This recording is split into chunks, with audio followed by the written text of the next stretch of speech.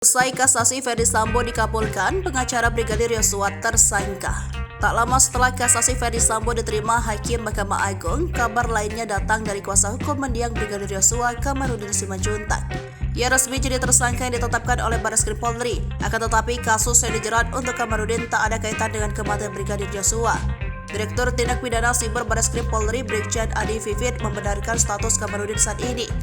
Ia tersangka dalam kasus dugaan pencemaran nama baik yang dilaporkan di Rut PT Taspen Antonius Nicholas Stepanus Konsasi.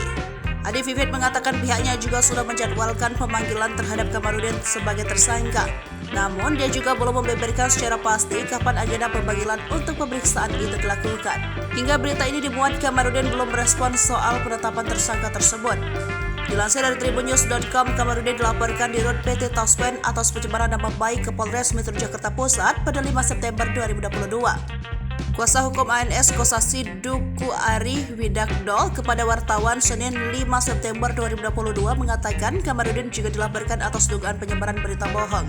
Menurutnya, ucapan Kamarudin soal pengolahan dana 300 triliun jelas tidak benar. Dalam laporan tersebut, Duka mengungkapkan pihaknya membawa sejumlah barang bukti mulai dari video, hoax hingga akta perceraian dari pengadilan.